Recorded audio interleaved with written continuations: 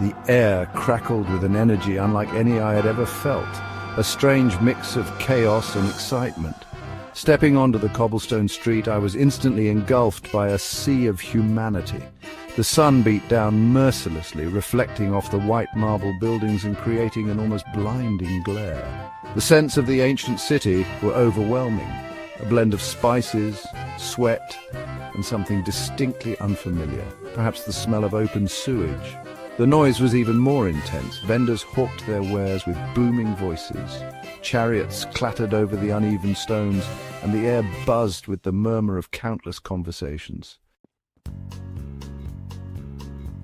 My guide, a wiry man named Titus, led me through a labyrinthine network of narrow streets towards the Forum.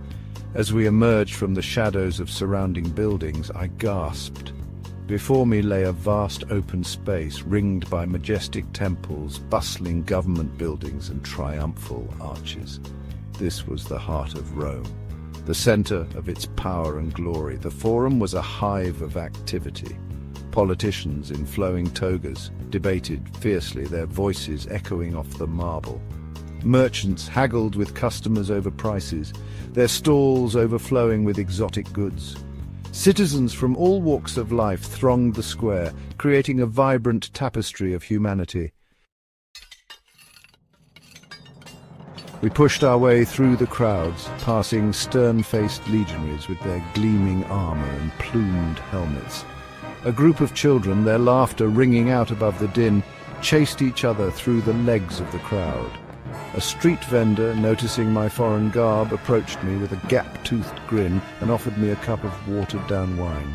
I tried to communicate with Titus and the people around me, but my attempts at Latin were met with amusement. Still, despite the language barrier, I felt strangely at ease. There was a warmth, a vibrancy to these people, a zest for life that transcended time. As the sun began to set, casting long shadows across the Forum, I took one last look at this magnificent city. The experience had been overwhelming, a sensory overload that left me feeling both exhilarated and exhausted. Rome was dirtier, noisier, and more chaotic than I could have ever imagined, yet it was also more alive, more vibrant, more intensely human. Standing there, amidst the crumbling ruins of a civilization long gone, I couldn't help but feel a profound sense of connection to the past.